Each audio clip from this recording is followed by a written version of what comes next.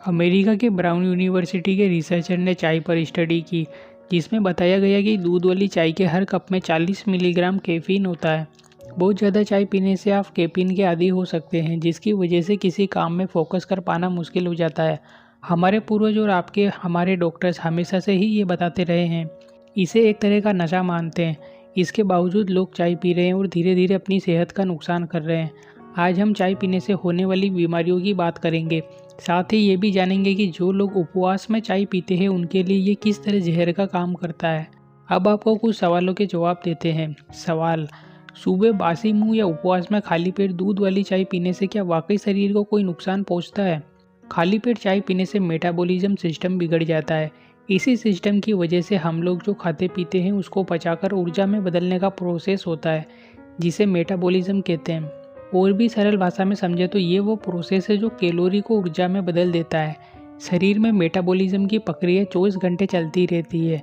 चाय पीने की वजह से नॉर्मल मेटाबॉलिक एक्टिविटी में रुकावट आती है, जिससे कब्ज, पेट में ऐंठन की परेशानी हो सकती है।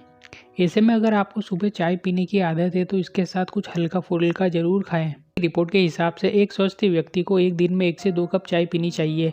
अगर गले में खराश, सर्दी जुकाम जैसी दिक्कत है तो 2 से 3 कप हर्बल टी पी सकते हैं। अच्छा, फिर 3 कप या उससे ज़्यादा चाय पीने पर शरीर को क्या नुकसान होगा? अगर दिन में 4 कप से ज़्यादा चाय पीते हैं तो कई तरीके की फिजिकल हेल्थ प्रॉब्लम होगी। मेंटल हेल्थ भी गड़बड़ होगा, स्ट्रेस और एंजाइटी बढ़ने लगेगी। चाय कई बीमारियों के लिए जिम्मेदारी से समझते हैं। ब्लड प्रेशर: खूब दूध वाली चाय ज़्यादा पीने से कोलेस्ट्रॉल और सैचुरेटेड फैट बढ़ता है, जिससे आर्टरी सिकुड़ जाती है और ब्लड प्रेशर का लेवल बढ़ जाता है। चाय में कैफीन होता है, जिसकी वजह से पेट में गैस बनती है, पेट फूलने की प्रॉब्लम होती है, इससे आंतें भी खराब हो सकती है। चाय की आदत हार्मोन का बैलेंस गड़बड़ कर देती है, इससे एक्ने यानी मुहासे और पिंपल्स जैसी समस्याएं होने लगती है। नींद कम आना: चाय में कैफीन होता है और कैफीन की वजह से नींद पूरी नहीं होती, इससे स्ट्रेस, बेचैनी और चिड़चिड़ापन जैसी कई दिक्कतें हो सकती है। अल्सर: चाय से अल्सर होने का रिस्क रहता है, पेट की अंदरूनी सतह में जख्म होने की पॉसिबिलिटी बढ़ जाती है। हड्डियों को नुकसान: चाय में कैफीन और निकोटीन दोनों होते हैं, ये हमारे शरीर से कैल्शियम को बाहर निकाल देते हैं, इससे हड्डियां कमजोर होने लगती है और कम उम्र में ही जोड़ों का दर्द हो सकता है। डिहाइड्रेशन: दूध वाली चाय में मौजूद कैफीन शरीर के पानी को सोख लेती है, इस वजह से पानी की कमी शरीर में होने लगती है। चाय में टेनिन पाया जाता है, इसकी वजह से चाय घबराहट की वजह भी बन जाती है। सवाल नंबर 4: चाय में क्या सच में निकोटीन पाया जाता है? चाय में निकोटीन होता है, लेकिन बहुत ही कम मात्रा में।